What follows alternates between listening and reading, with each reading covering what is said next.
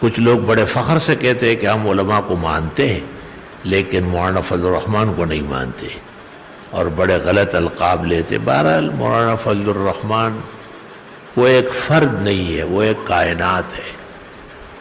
فضل الرحمان ایک جماعت کا نہیں، پورے اداروں کا اور بہت سارے تنظیموں کا سربراہ ہے.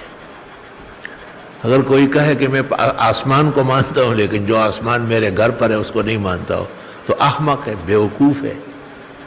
فضل الرحمان اس مقام پہ پہنچ چکا ہے کہ وہ آپ کے اور ہمارے ماننے کے نہیں ہے. ہم مانے یا نہ مانے، خدا کے ہاں مانا گیا ہے. اس لیے اپنا منہ کنٹرول کرے. مولانا نہ آپ کی تائید و حمایت کا محتاج ہے، خدا کی نصرت ان پر دن رات برس رہی ہے. گلے شکوے تو ہمیں بھی ان سے ہے، یہ بات تو نہیں ہے، ہم نے بہت ممبر پر تفصیل کی. گلے شکوے تو اپنوں سے ہوتے ہی رہتے ہیں، لیکن مولانا فضل الرحمان حق کا ایک مصمم دیوار ہے. وہ اہل سنت والجماعت کا سپہ سالار ہے. وہ دیوبندیوں کا اس زمانے کا محمد بن قاسم ہے. وہ اپنے زمانے کا خالد بن ولید ہے.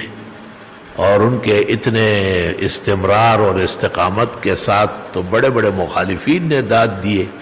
آپ کیوں ایسے پتھر کے دل رکھتے ہیں کہ اس میں نرمی نہیں آتی ہے؟